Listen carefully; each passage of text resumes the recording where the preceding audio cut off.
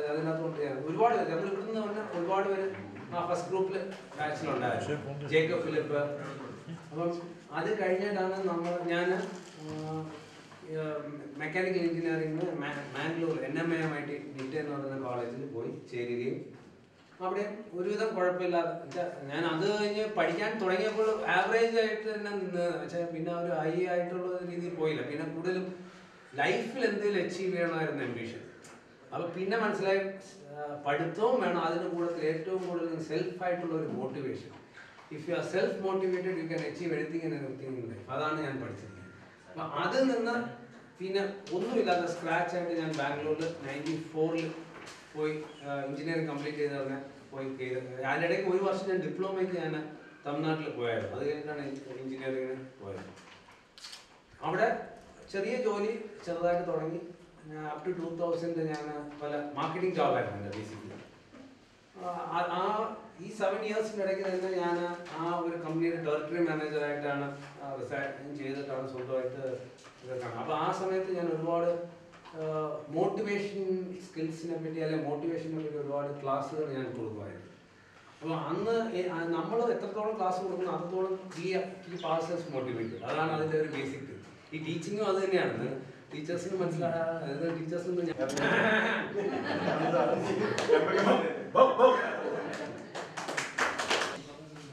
ഞാൻ ഇവിടുന്ന് പോയിട്ട് പ്രീ ഡിഗ്രി ഫാറ്റിമൈറ്റ് ചെയ്തു. അത് കഴിഞ്ഞ് കർണാടകത്തിൽ ബിടെക് ചെയ്തു. കഴിഞ്ഞ് 3 കൊല്ലം ഞാൻ എറണാകുളത്ത് ജോലി ചെയ്തു. പിന്നെ അത് കഴിഞ്ഞ് 18 കൊല്ലം ദുബായിലായിരുന്നു. വൈഫും ദുബായിൽ തന്നെ വർക്ക് ചെയ്യായിരുന്നു. ഇപ്പോൾ 10 വർഷം മുന്നേ അമ്മച്ചി മരിച്ചു. അപ്പം ഫാദർ ഇപ്പോൾ ഒറ്റയ്ക്കേ ഉള്ളൂ. അങ്ങനെ തിരിച്ചു പോകുന്നത്. അപ്പം എറണാകുളത്ത് സെറ്റിൽ ചെയ്തു. ഫാദറും കൂടെ ഉണ്ട്. ഇപ്പോൾ തൽക്കാലം ഇപ്പോൾ ഒരു ട്രാൻസാക്ഷൻ ചെയ്യില്ല. അടുത്ത ജോലിയൊന്നും ചെയ്യുന്നില്ല. ഇപ്പം ഫ്യൂച്ചറിൽ ഒരു മോനുണ്ട്. മോൻ്റെ പേര് ആൻ്റണി. ഇപ്പോൾ LKG-യിലോട്ട് കയറി.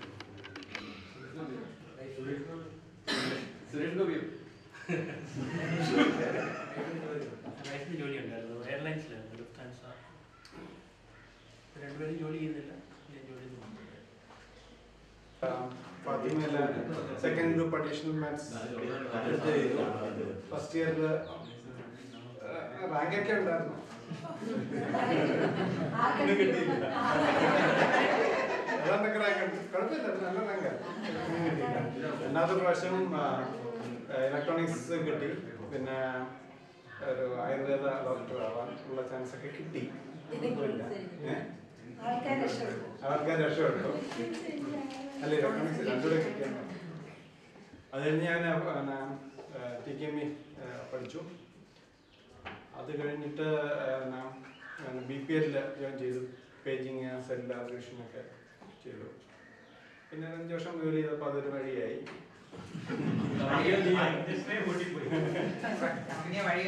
കമ്പനിയതായി. പിന്നെ അത് കഴിഞ്ഞപ്പോൾ പിന്നെ 3 വർഷം അവിടെ തന്നെ ഒരു നോട്ടിൽ ODC ഓഫ്ഷോർ ഡെവലപ്മെന്റ് അന്നത്തേക്ക് ബാംഗ്ലൂർ 2000 ആകുമ്പോഴത്തേക്ക് ബാംഗ്ലൂർ പോയി. അത് കഴിഞ്ഞിട്ട് പിന്നെ ഇപ്പം ഒരു 8 വർഷമായിട്ട് നോക്കിയ സീമെൻസിൽ ആയിരുന്നു. ആദ്യം സീമെൻസിലാണ് ജോയിൻ ചെയ്ത്. അവർ നോക്കിയ സീമെൻസ് ആയി. അത് കഴിഞ്ഞ് കുറച്ച് ദിവസം കഴിഞ്ഞപ്പോൾ അത് നോക്കിയായി. നോക്കിയ തന്നെ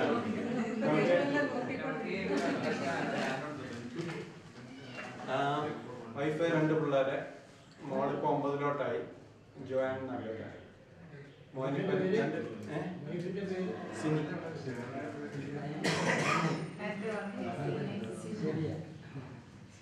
മോനിപ്പം അത് മറ്റേ രസപേട കൂട്ടൊന്നും അത്രയൊന്നും ഇല്ല.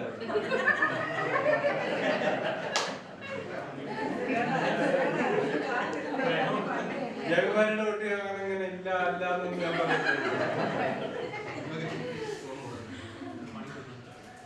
അത്രയാണ് എന്റെ കാര്യം. മോനിപ്പം സെക്കൻഡ് ജോനാഥൻ എന്ന പേര്. പുള്ളി തന്നെ തന്നെ ജോജി എന്നാണ് വിളിക്കുന്നത്. ഞാൻ അയാളിപ്പം 2ാം ക്ലാസ്സിലോട്ടാവുന്നു. ബാംഗ്ലൂർ സെറ്റ് കിട്ടും. ഞാനൊരു ഏത്ത ഇട്ടേക്കാം.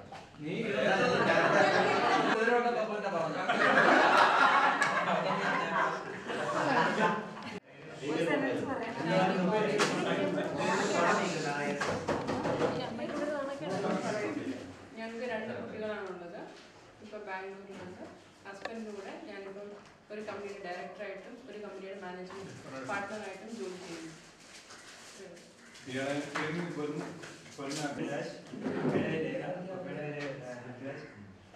ഇപ്പം 3rd ഇയർ മെക്കാനിക്കൽ എഞ്ചിനീയറിംഗ് ആണ്.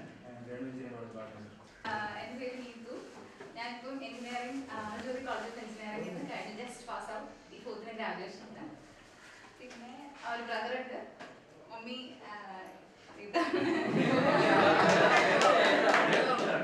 ആഗ്നസ് മമ്മിയുടെ ഷൂറിനാണ്.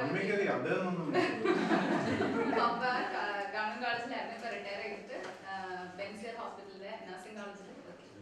Thank you.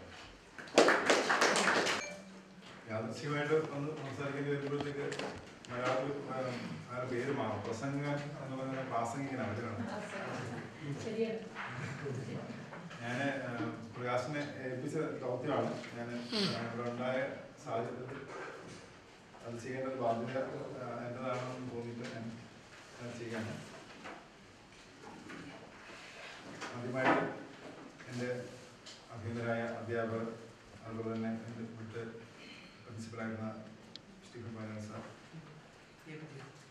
എൻ്റെ പ്രിയപ്പെട്ട കൂട്ടുകാർ, ലോകം ഒന്നായിരിക്കുന്നു,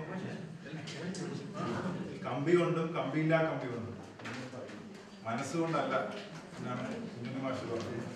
പക്ഷേ അതിന് തിരുത്ത് വേണ്ടി വന്നു തോന്നുന്നു. കാരണം ഫേസ്ബുക്കും വാട്സാപ്പും ഉള്ളതുകൊണ്ടാണ് നമുക്കൊക്കെ അതിനെ ഒന്നിപ്പിക്കുന്ന ഒരു മനസ്സ്, അതിനെ ഒരു ക്രിയേറ്റീവായിട്ടുള്ള ഫോഴ്സായിട്ട് ഉപയോഗിക്കാൻ നമ്മൾ ചില പ്രത്യേകിച്ചും പോയി ദീപൊക്കെ ശ്രമിച്ചതിൻ്റെ ഫലമായിട്ടാണ്, ഏകദേശം ഒരു വർഷത്തിലേറെ ആയിട്ടുള്ള ശ്രമത്തിൻ്റെ ഫലമായിട്ടാണ് നമ്മൾ ഇവിടെ ഉള്ളത്. തീർച്ചയായിട്ടും എല്ലാ ടെക്നോളജിയും ഇപ്പോൾ കമ്പിയിലെ കമ്പി ഉണ്ടായാലും വാട്സാപ്പും ഈ എല്ലാ സാങ്കേതികവിദ്യ ഉപയോഗിച്ചുകൊണ്ട് നമുക്ക് ഒന്നിക്കാൻ കഴിയുന്നത് നമ്മുടെ എല്ലാവരുടെയും ഉള്ളിലുള്ള മനുഷ്യ സ്നേഹം അല്ലെങ്കിൽ നമ്മളെ ഒന്നിപ്പിക്കുന്ന ആ നന്മയാണ്. തീർച്ചയായിട്ടും അതെല്ലാം നമുക്ക് പ്രദാനം ചെയ്തത് നമ്മുടെ ഏറ്റവും അഭിനന്ദനായ നമ്മുടെ ഗുരുവര്യന്മാരാണ്. അവരെ എത്രയും ഉയർന്ന പദവികൾ ദൈവം നൽകട്ടെ എന്ന് ഞാൻ ആദ്യമായിട്ട് പ്രാർത്ഥിക്കുകയാണ്. നമുക്ക് ഇവിടെ നിന്ന് മുഖ്യ പ്രഭാഷണം നടത്തിയത് നമ്മളെ അനുഗ്രഹിച്ചതും ഫാദർ സ്റ്റീഫൻ പൈനൽ അവർക്കാണ്. ഒരു 3 ദശാബ്ദത്തിലേറെ നമ്മുടെ ഈ സ്കൂളിനെ നയിക്കുകയും ഫോണുകളിൽ വളരെ ഉയർന്ന പദവികളിലും പല പ്രധാനപ്പെട്ട പോസ്റ്റുകളിലേക്ക് നമ്മളെ എത്തിക്കുകയും ചെയ്തതിന് പ്രധാന കാർമ്മികത്വം വഹിച്ച വ്യക്തിയാണ്. വളരെ വേദനാജനകമായ ഒരു അപകടത്തിന് ശേഷം വളരെ ബുദ്ധിമുട്ടി വൈകല്യത്തോടെ ജീവിക്കുന്ന അദ്ദേഹം നമ്മുടെ ഈ വലിയ ക്ഷണം സ്വീകരിച്ച് ഇവിടെ എത്താൻ വരികയും ഇവിടെ എത്തുകയും നമുക്ക് വളരെ നല്ല ഒരു ഇൻസ്പയറിംഗ് ആയിട്ടുള്ള സ്പീച്ച് നൽകുകയും നമ്മളെല്ലാവരെയും ചിരിപ്പിക്കുകയും ചെയ്തുകൊണ്ട് ഏറെ സമയം നമ്മൾ ചെലവഴിക്കുകയും ചെയ്തു. ഫാദർ സ്റ്റീഫൻ അച്ഛന് എൻ്റെ 1986 പേരിൽ നിങ്ങളെല്ലാവരുടെയും പേരിൽ ഹൃദ്യമായ ഹൃദയത്തിൻ്റെ ഭാഷയിലുള്ള നന്ദി അറിയിക്കുന്നു. രണ്ടാമതായി നമ്മുടെ ഈ സ്ഥാപനത്തിൻ്റെ ഹെഡ്മാസ്റ്ററും ഈ യോഗത്തിൻ്റെ അധ്യക്ഷനുമായിരുന്ന ഫാദർ ജോർജ് പുതുമ്പരക്കൽ. അദ്ദേഹം ഈ സ്ഥാപനത്തെ വളരെ സീനിയർസിൻ്റെ ഫാദർ പിന്തുണന്നുകൊണ്ട് വളരെ ഉയർന്ന നിലവാരത്തിൽ തന്നെ മുന്നോട്ട് കൊണ്ടുപോവുകയും സ്ഥാപനത്തിൻ്റെ യശസ് ഇന്നും നിലനിർത്തുകയും ചെയ്യുന്ന വ്യക്തിയാണ്. അതോടൊപ്പം നമ്മുടെ ഈ സേവന സംരംഭത്തെ ഏറ്റവും പിന്തുണയ്ക്കുകയും അതിന് മാർഗദർശനം നൽകുകയും ചെയ്യുന്ന വ്യക്തിയാണ്. നമുക്കിവിടെ ഇന്നിവിടെ ഈ വേദി നൽകുകയും ഈ നമ്മുടെ ഈ സംഗമം ഇവിടെ ഫെസിലിറ്റേറ്റ് ചെയ്ത അദ്ദേഹത്തെ നിങ്ങളെല്ലാവരുടെയും പേരിൽ അദ്ദേഹത്തിൻ്റെ ഭാഷയിൽ ഞാൻ നന്ദി അറിയിക്കുന്നു. ഇവിടെ സന്നിഹിതരല്ലെങ്കിലും നമ്മളെല്ലാവരുടെയും ഒരു ജീവിതരേഖയിൽ എപ്പോഴും ഒരു ഗൗരവത്തിൻ്റെയും അതോടൊപ്പം തന്നെ നർമ്മത്തിൻ്റെയും ഒരു ആരൂപമായിട്ട് നമ്മളൊപ്പമുള്ള വൈദ്യർ സാർ. അദ്ദേഹം ഇപ്പോൾ വളരെ വാർദ്ധക്യത്തിൻ്റെ പ്രയാസങ്ങളിൽ അദ്ദേഹം സ്വന്തം വീട്ടിൽ തന്നെയാണ്. ആ അദ്ദേഹത്തിൻ്റെ കവിതകൾ ഇപ്പോൾ എനിക്ക് തോന്നുന്നത് അതിന് ടാക്സ് കൊടുക്കേണ്ടി വരുന്നതാണ്. അത്രയധികം ഞാൻ സാറിൻ്റെ വാക്കുകൾ, അതായത് ഞാൻ ഹിന്ദിയിൽ ജസ്റ്റ് കഷ്ടിച്ചൊക്കെ കുറച്ച് മാർക്ക് മേടിച്ച് ടോപ്പ് ആവും. പക്ഷേ 40 പോലും ഉണ്ടാവില്ലായിരുന്നു 50. ബാക്കി ഡിവിഷനിലൊക്കെ 40 മേലെ മാർക്കുകളൊക്കെ ടോപ്പ്. അപ്പോൾ സാർ എന്നെ വിശേഷിപ്പിക്കാൻ വേണ്ടി പറയുന്നൊരു കവിതയുണ്ട്. പൊട്ടക്കുളത്തിൽ അട്ടൻപുറത്തിൽ കാട്ടാവൽ കാപ്പിൽ കാണുന്നത്. അപ്പോൾ ചെറിയ മാപ്പിളെ പരിഹസിക്കാൻ വേണ്ടി ഇറക്കിയ പാരഡി ഇന്ന് പലപ്പോഴും ഞാൻ എന്നെ സ്വയം വിശേഷിപ്പിക്കാൻ വേണ്ടി ഉപയോഗിക്കാറുണ്ട്. എന്തായാലും നമ്മൾ ആരുടെയും ജീവിതത്തിൽ വൈദ്യസാറിന്റെ എന്തെങ്കിലും ഒരു സംഭവം ഇല്ലാതെ ജീവിതം ഇല്ല. അപ്പോൾ ആ മഹാനായ അധ്യാപകന്റെ സ്മരണയ്ക്ക് മുമ്പിൽ അദ്ദേഹത്തിന്റെ എല്ലാ പഠനേതരമായ എല്ലാ കാര്യങ്ങളിലും മാർഗദർശനം നൽകിയ ചാറ്റ ടീച്ചറിനാണ്. ഒരുപക്ഷെ ആ ജീവിതം ആ സമയത്ത് എനിക്ക് തോന്നി ഞങ്ങളുടെ പഠിപ്പിക്കാൻ വേണ്ടി മാത്രമായിട്ട് ഉപയോഗിച്ചതായിട്ട് അന്ന് ആ ഒരവസ്ഥയിലായിരുന്നു. നമ്മുടെ കോഴ്സ് കഴിയാറായപ്പോഴാണ് ടീച്ചർ കല്യാണം കഴിച്ചത്. അപ്പോൾ നമുക്ക് ഏറ്റവും അധികം മാർഗദർശനം നൽകുകയും നമുക്ക് സ്നേഹത്തിൻ്റെ ഉപദേശങ്ങൾ എപ്പോഴും നൽകിയ മാഡം ടീച്ചറിന് എല്ലാവിധ ഹൃദയത്തിൻ്റെ ഭാഷയിൽ ഞാൻ നന്ദി രേഖപ്പെടുത്തുകയാണ്. ടീച്ചർ SM കോളേജിൽ ഇപ്പോൾ പ്രൊഫസർ ആവേണ്ട ആളായിരുന്നു. പിന്നെ ദൈവനിശ്ചയം ഇവിടെ നമുക്ക് ടീച്ചറിനെ കിട്ടാൻ വേണ്ടിയായിരിക്കാണ്. എനിക്ക് എൻ്റെ മക്കളുടെ ഞാൻ ടീച്ചറിനെ വിഷമിപ്പിച്ചുള്ള കാര്യം വെച്ചാൽ ഞാൻ മാത്സിൽ ഭയങ്കര വീക്കായ സ്റ്റുഡൻ്റ് ആണ്. അതുകൊണ്ട് ഒരിക്കലും ശ്രദ്ധ നേടാൻ പറ്റിയ ഒരാളായിരുന്നില്ല. പക്ഷെ 10th എനിക്ക് ആ ഖേദം തീർക്കാൻ പറ്റി. SSLCക്ക് എനിക്ക് സ്കൂളിൽ മാത്സ് സെക്കൻഡ് പേപ്പറിൽ ടോപ്പ് ഞാനായിരുന്നു. 49 out of 15 കിട്ടി. മറ്റേ പേപ്പർ 42. അങ്ങനെ 90 മാർക്സ് എനിക്ക് മാത്സ്. അതാണ് എനിക്കൊരു ഗതികളിലും പറ്റും. കാരണം എനിക്ക് പിള്ളേരെ മാത്സ് ഇഷ്ടമല്ല. എനിക്ക് വീട്ടുകാർ നിർബന്ധം കാരണം രണ്ടും കൂടെ എടുക്കണോ മാത്സും ഞാൻ എഴുതിട്ട് പറയാം. അപ്പോൾ എനിക്ക് ഏറ്റവും കൂടുതൽ എൻ്റെ സ്മരണയിലുള്ള ഏറ്റവും അഭിനന്ദനായ അധ്യാപകനാണ് ബെഞ്ചമിൻ സാറ്. കാരണം എൻ്റെ UPS കാലഘട്ടം മുതലേ തന്നെ നമുക്ക് ഏറ്റവും നല്ല ശിക്ഷണം നൽകിയ സാർ. നമ്മുടെ ഒരു പിതാവിൻ്റെ തുല്യമായ നിലയിൽ നിന്നുകൊണ്ട് സാരോപദേശങ്ങൾ നൽകി വളരെ ലഘുവായ ശിക്ഷകൾ മാത്രം നൽകി നല്ല നമ്മളെ നേർവഴിക്ക് നയിക്കാൻ വേണ്ടി നിർദ്ദേശത്തിനായിട്ട് സാറും ലിസി ടീച്ചറും നമ്മളൊരു പേരൻസിനെ പോലെയായിരുന്നു. പലപ്പോഴും സാറ് നമ്മളൊക്കെ വീട്ടിലേക്ക് കൊണ്ടുപോയിട്ടൊക്കെ ഉണ്ട്.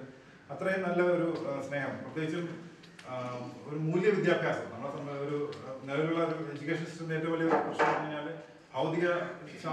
ഭൗതിക ശാസ്ത്രങ്ങളും ആത്മീയ മൂല്യങ്ങളും തമ്മിൽ ഒരു ഇൻ്റഗ്രേഷൻ ഇല്ലാത്ത ഒരവസ്ഥയാണല്ലോ. അപ്പോൾ ജീവിതത്തിൽ കാലകാലത്തേക്ക് നമുക്ക് വേണ്ടുന്ന ഇപ്പോൾ സെട്രിക്കൊക്കെ പറഞ്ഞ ആ മൂല്യങ്ങളിലേക്ക് നമ്മൾ എത്തിച്ചത് തീർച്ചയായിട്ടും അതിൻ്റെ ബേസൊക്കെ ബെഞ്ചമിൻ സാറാണ്. നമുക്ക് നൽകിയ ആ സാന്മാർഗിക പാഠങ്ങൾക്കും സാർ നൽകിയ ആ വിലയേറിയ അറിവിൻ്റെ പാഠങ്ങൾക്കും ഞങ്ങൾ TNB ബാച്ചിൻ്റെ പേരിൽ ഹൃദയത്തിൻ്റെ ഭാഷയിൽ നന്ദി രേഖപ്പെടുത്തുന്നു. നമ്മളൊക്കെ പല കാര്യങ്ങളിലും പല വഴിക്ക് ഡോക്ടർ എന്നൊക്കെ പറയാമെന്നല്ലേ പദ്ധതി ടീച്ചർ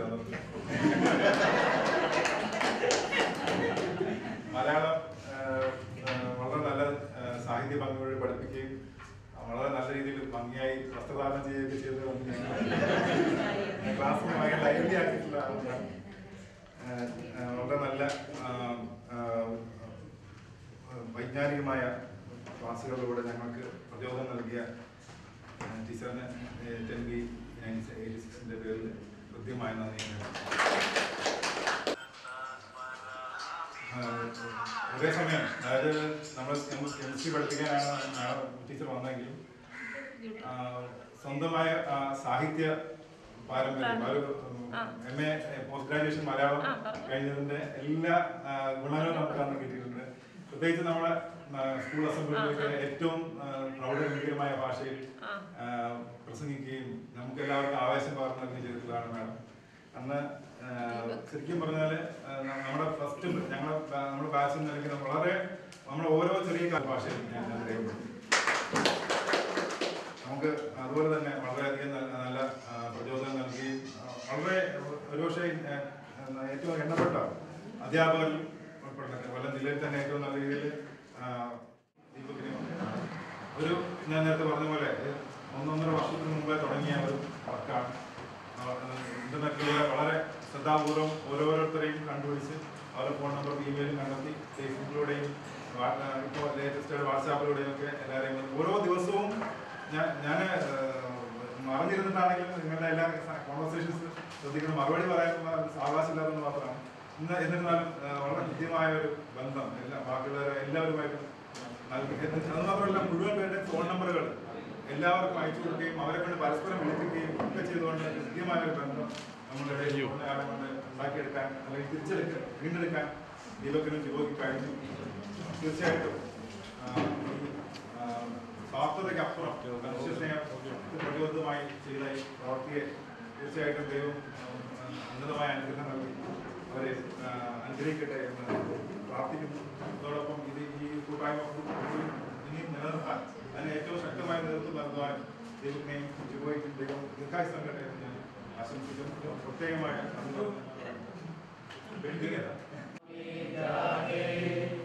तव शुभाशिष मागे गावे तव जय गाथा जनगण मंगलदायक जय हे भारत भाग्य विधाता जय हे